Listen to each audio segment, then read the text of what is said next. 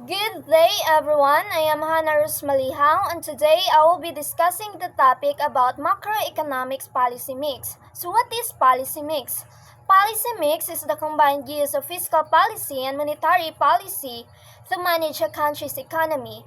Think of it like it is a team effort. The government and the central bank work together to keep the economy stable and growing.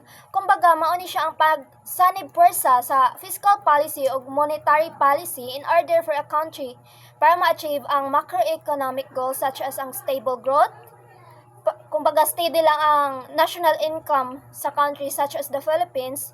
And the second one is the low unemployment, kumbaga ma-lessen ang unemployment rate sa isa ka country, especially din hiya sa Philippines nga taas kayo ang unemployment rate. So maupod ni siya ang macroeconomic goals, kumbaga maghimog mga activities or mga infrastructures which is makahelp sa mga unemployed people nga makakuhaan sila og opportunity, kumbaga maadto na makakuha sila og trabaho para pod makatabang nga man-lessen ang unemployment rate dinhi sa ato ang bansa.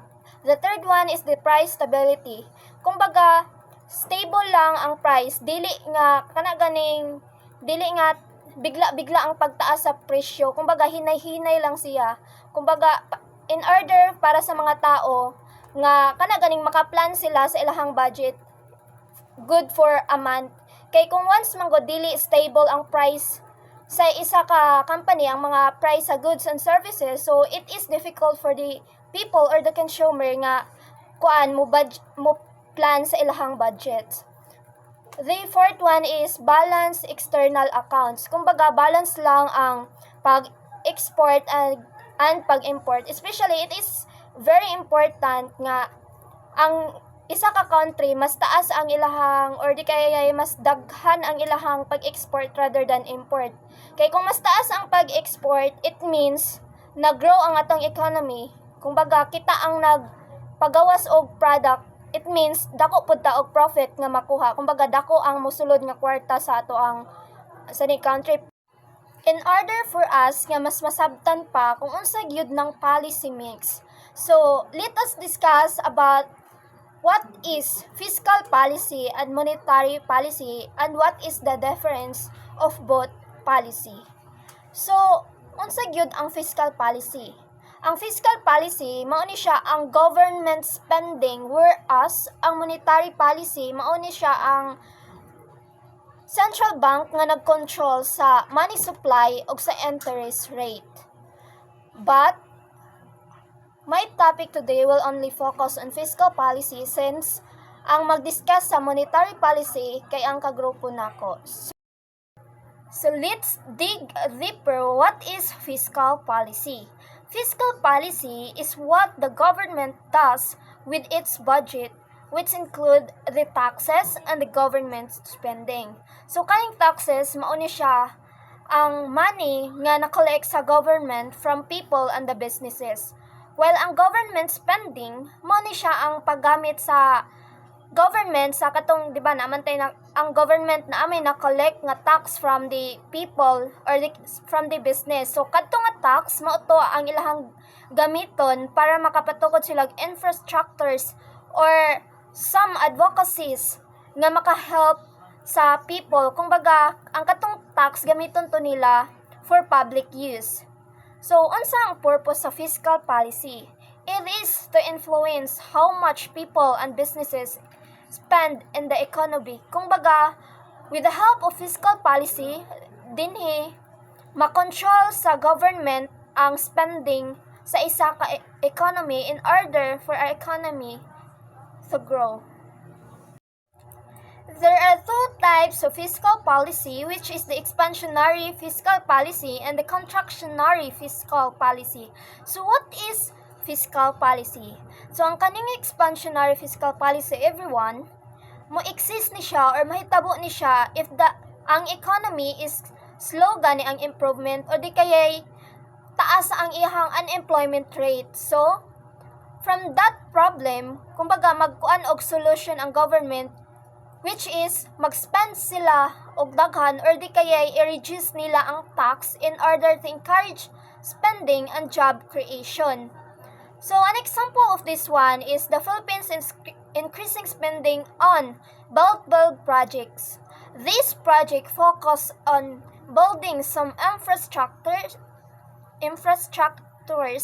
nga for public use, which means nagkuan need og more people in order para makatrabaho, kumbaga need nila laborer. So with that, mag-hire sila og mga tao nga unemployed.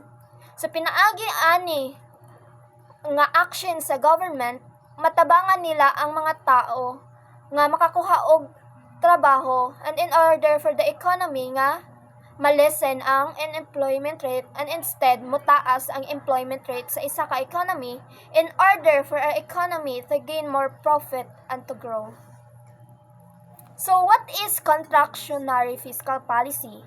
Kaning contractionary fiscal policy mo exist ni siya sa economy or sa isa ka country if the economy is ganing taas, kanang paspas gani ang pag-grow, or di kayay paspas ang pagtaas sa kanang price sa isa ka product or sa isa ka goods and services. Kumbaga mo na dinha na mahitabo ang inflation.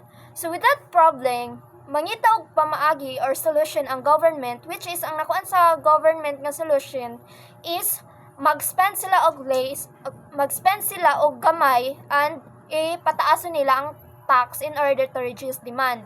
An example of this one is kanang government taason nila ang tax sa isa ka luxury goods. Kay di ba ang luxury goods daghay gusto mo purchase ana, especially ang mga tao nga naay kaya. So it means dako pod ang ma-spend sa isa ka country.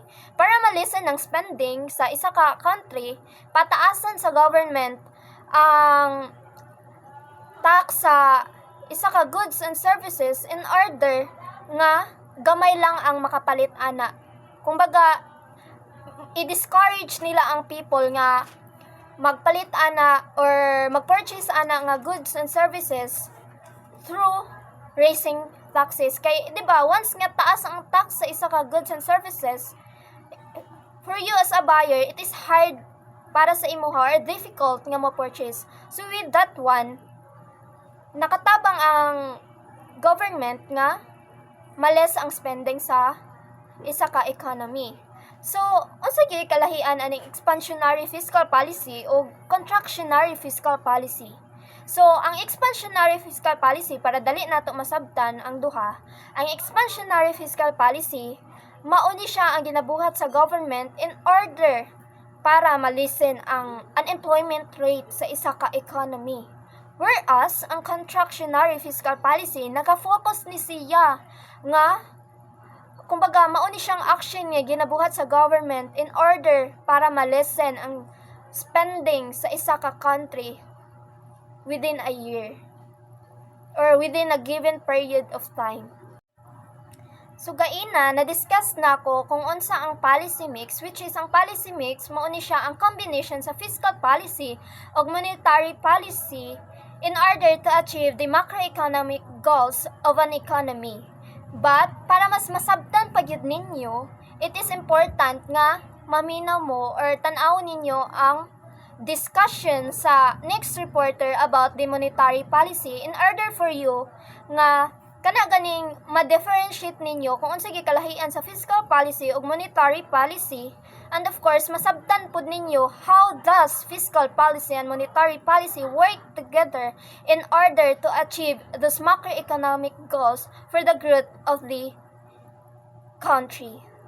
Thank you.